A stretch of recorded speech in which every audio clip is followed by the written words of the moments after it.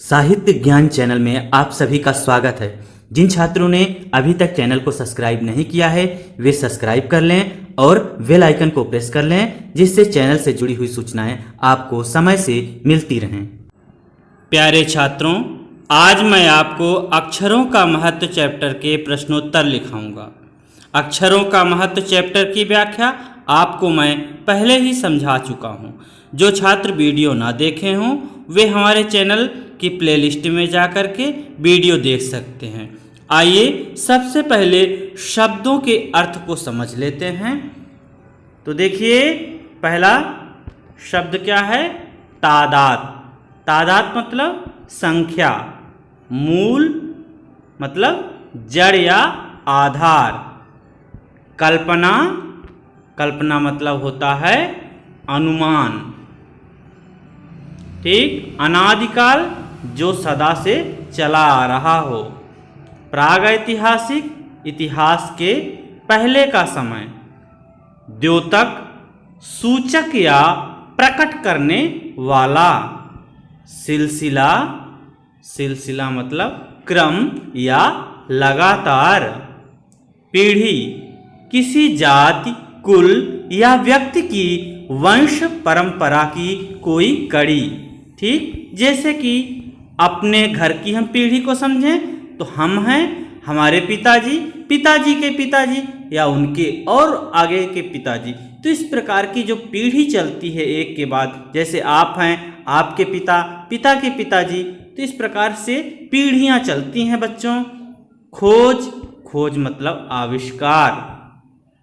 इस्तेमाल, प्रयोग। औजार, हथियार। वृत्त, गोला। चहुं ओर, चारों ओर। कौम, कौम मतलब जाति। इस्तेमाल, प्रयोग। ठीक। ये तो रहा आपका शब्दों का अर्थ। जो कुछ कठिन शब्द हैं उनके अर्थ आप लिख लीजिए। इसके बाद आप प्रश्नों के उत्तर लिख लीजिए।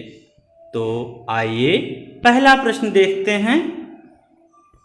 पहला प्रश्न है, पाठ में ऐसा क्यों कहा गया है कि अक्षरों के साथ एक नए युग की शुरुआत हुई? पाठ में ऐसा क्यों कहा गया है कि अक्षरों के साथ एक नए युग की शुरुआत हुई? उत्तर देखिए। अक्षरों की खोज होने के कारण मनुष्य अपने विचारों को लिख कर रखने लगा। जैसे ही अक्षरों का ज्ञान मनुष्य को हुआ, वो क्या करने लगा? अपनी बातों को, अपने जो भी उसके मन में विचार आने लगे उनको वो लिपिबद्ध करने लगा, अर्थात लिखने लगा, जिससे इतिहास का आरंभ हुआ और एक पीढ़ी के विचार दूसरी पीढ़ी तक पहुंचने लगे। इस खोज के कारण मानव जाति का तेजी से विकास हुआ। इसी कारण मनुष्य सभ्य कहलाने लगा। ठीक है बच्चों, ये तो चीजें समझ में आ गई होंगी, क्योंकि ये चीज आपको मैंने जब चैप्टर की व्याख्या कर रहा था मैं उस समय समझाया था। अगला प्रश्न देखिए, प्रश्न नंबर 2। अक्षरों की खोज का सिलसिला कब और कैसे शुरू हुआ? अक्षरों की खोज का सिलसिला कब और कैसे शुरू हुआ? पाठ को पढ़कर उत्तर लिखो। ठीक। अब ये पाठ को पढ़ करके जो आपको पाठ पढ़ाया गया था उसी के आधार पर आपको ये बताना है कि अक्षरों की खोज का सिलसिला कैसे शुरू हुआ होगा, कब शुरू हुआ होगा, ये चीजें। उत्तर देखिए। अक्षरों की खोज का सिलसिला लगभग कितना? 6000 साल पहले शुरू हुआ हो। अक्षरों की खोज होने से पहले मनुष्य अपने भाव पशु पक्षियों और आदमियों के चित्रों द्वारा प्रकट करता था। बाद में भाव संकेत अस्तित्व में आए। इसके बाद अक्षरों की खोज हुई। तो पहले मनुष्य क्या करता था, अपनी बातों को, अपने भावों को वो पशु पक्षियों के चित्र बनाता था या मनुष्य के चित्र बना करके व्यक्त करता था। बाद में धीरे धीरे करके इसमें परिवर्तन आया और भाव चित्र बनाए जाने लगे। भाव चित्र मतलब होता है अपनी मन की भावनाओं को व्यक्त करना। तो भाव संकेत अस्तित्व में आए। कैसे? जैसे कि उस समय अगर क्या करते थे, सूर्य को बनाना है तो ऐसे एक वृत्त बना करके उसके चारों ओर इस प्रकार से लाइनें खींच दिए, तो ये प्रतीक हो गया सूर्य का, जो कि बाद में ताप का प्रतीक हो गया।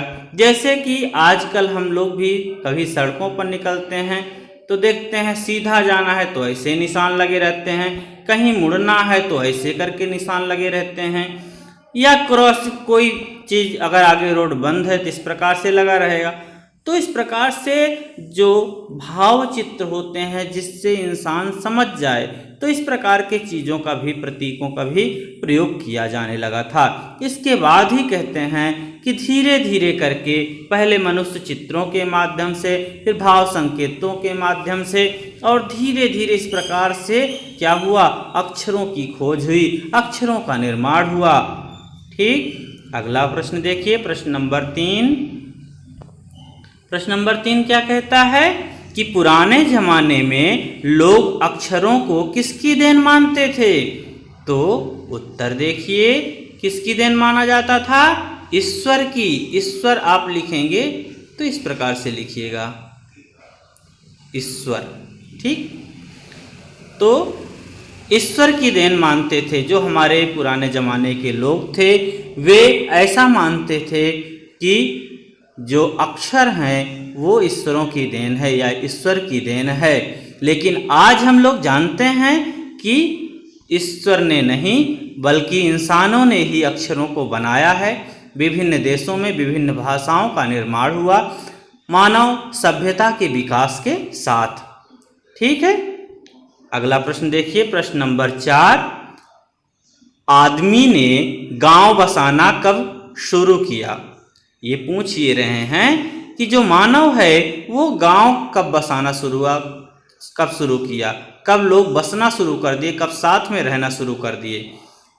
तो देखिए, आदमी ने लगभग 10,000 साल पहले गांव बसाना शुरू किया या प्रारंभ किया। आज से 10,000 साल पहले इंसानों ने गांव बसाना प्रारंभ कर दिया था, अर्थात एक साथ रहना, एकजुट होकर रहना प्रारंभ कर दिया था। अगला प्रश्न देखिए, प्रश्न नंबर 5। इतिहास के पहले के काल को क्या कहते हैं? इतिहास के पहले के काल को क्या कहा जाता है? प्रागैतिहासिक काल। जब अक्षरों का ज्ञान नहीं था लोगों को, इंसानों को अक्षरों का ज्ञान नहीं था, वे अपनी बातों को भाव चित्रों के माध्यम से या चित्रों के माध्यम से व्यक्त करते थे।